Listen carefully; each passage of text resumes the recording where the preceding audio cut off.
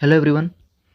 त्रैमासिक परीक्षा 2022-23 के लिए कक्षा 10वीं के विज्ञान पेपर के लिए कुछ इंपॉर्टेंट प्रश्न आपको बताएंगे। इन्हें आप ज़रूर पढ़ के जाइए क्योंकि ये आपकी परीक्षा के लिए बहुत ही महत्वपूर्ण है और ये रियल पेपर नहीं है। आपको रियल पेपर के भरोसे रहना भी नहीं है। आपको अपनी तैयारी खुद से करनी है। ये जो इंपॉर्टेंट प्रश्न बताए जा रहे हैं इनको आपको तैयार कर लेना है और अपनी तैयारी आपको खुद से करनी है। देखिए, प्रश्न नंबर 1 में सही विकल्प चुनकर लिखिए। पहला प्रश्न है, किसी रासायनिक अभिक्रिया का निर्धारण होता है जब। तो इसका द नंबर हो जाएगा उपरोक्त सभी, क्योंकि अवस्था में परिवर्तन भी होता है, रंग में परिवर्तन और तापमान में परिवर्तन होता है। रासायनिक अपक्रिया का निर्धारण तभी माना जाता है।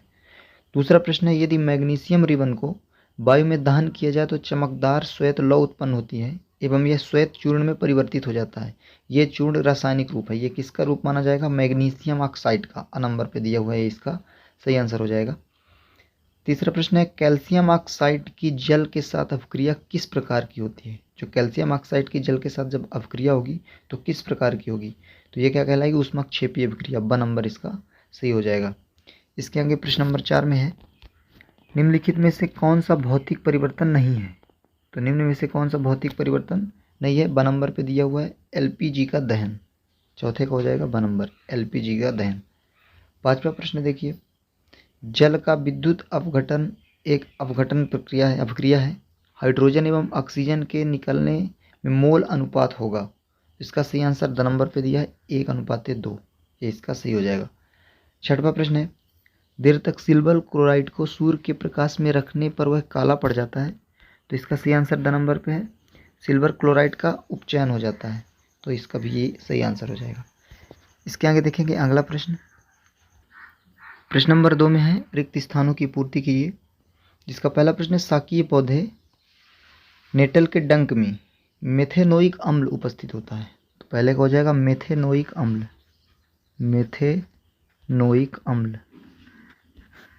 दूसरा प्रश्न देखिए, दूसरा प्रश्न है, कठोर जल को मृदु करने के लिए किस यौगिक का उपयोग होता है? तो सोडियम कार्बोनेट का उपयोग होता है। दूसरे का हो जाएगा सोडियम कार्बोनेट, सोडियम कार्बोनेट या NaCO3 भी आप लिख सकते हैं, चाहे तो हिंदी से लिखेंगे तो सोडियम कार्बोनेट।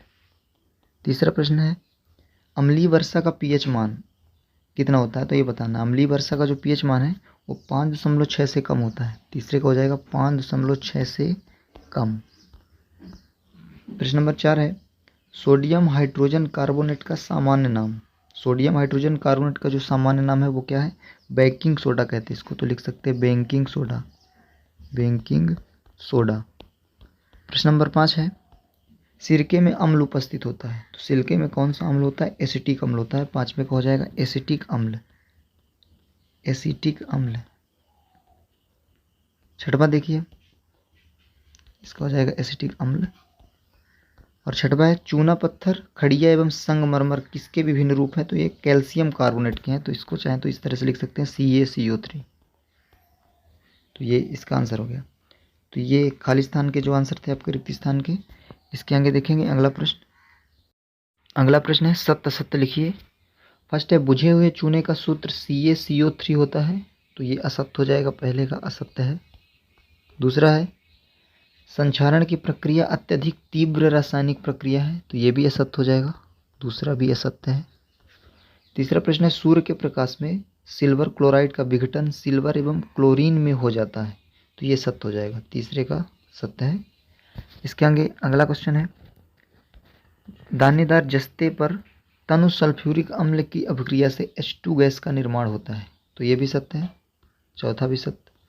और आखिरी है, चांदी के आभूषण पर काली परत सिल्वर क्लोराइड की होती है। तो ये असत्य हो जाएगा, 5वें का असत्य हो जाएगा। इसके आगे देखेंगे कुछ ऐसे प्रश्न जो आपके 2 अंक और 3 अंक में पूछे जाते हैं, उनको भी तैयार कर लीजिए। और ये रियल पेपर नहीं है, आपको बार बार बताया जा रहा है। फिर स्टूडेंट कमेंट करते हैं कि सर क्या ये रियल पेपर है? तो ये केवल इंपॉर्टेंट प्रश्न आपको बताए जा रहे हैं और ये इनको तैयार कर लेना है और आपको रियल पेपर के भरोसे रहना भी नहीं है। अपनी तैयारी आपको खुद से करनी है। इसके बाद आपका जो मेन एग्ज़ाम होगा उसकी तैयारी करनी है। ये सभी इंपॉर्टेंट प्रश्न इनको तैयार करते जाइए। देखिए, प्रश्न है, अभिक्रिया दर की इकाई क्या है? इसको तैयार कर लेना है। लोहे की वस्तु को हम पेंट क्यों करते हैं? इसको तैयार कर लीजिए। उदासीन अभिक्रिया क्या है, उदाहरण सहित। और लोहे को जंग से बचाने के 2 तरीके बताइए। तो इसको भी तैयार कर लेना है। इसके आगे, ऑक्सीकारक क्या है? इसको भी पढ़ लीजिए। संयोजी इलेक्ट्रॉन क्या है? स्वपोषण और विषम पोषण, यानी स्वपोषी पोषण एवं विषम पोषी पोषण में अंतर आपको तैयार करके जाना है। संक्षारण क्या है? इसको पढ़ लीजिए। संक्षारण, मृतजीवी पौधों के उदाहरण बताइए। हार्मोन के गुण, दो तीन गुण आपको पढ़ के जाना हार्मोन के। परावर्तन के नियम और अपवर्तन के नियम, ये दोनों तैयार कर लीजिए। इसके आगे साबुन एवं अपमार्जक में क्या अंतर है? इसको पढ़ लीजिएगा। संयोजकता की परिभाषा लिखिए। श्वसन एवं प्रकाश संश्लेषण में अंतर, श्वसन एवं दहन में अंतर। आयनिक यौगिकों के 3 गुण पढ़ लीजिए। इसके आगे सक्रियता श्रेणी क्या होती है? ऊष्मक्षेपी, ऊष्मशोषी के बारे में, अपक्रिया के बारे में, अंतर्विहीन के बारे में पढ़ लेना है। संयोजन अपक्रिया किसे कहते हैं? मनुष्य के पाचन तंत्र का नामांकित चित्र और धमनी शिरा में अंतर। इन सभी प्रश्नों को आपको तैयार कर लेना है, जो भी इंपॉर्टेंट प्रश्न बताए गए हैं। और रियल पेपर के भरोसे आपको नहीं रहना है, आपको अपनी तैयारी खुद से करनी है।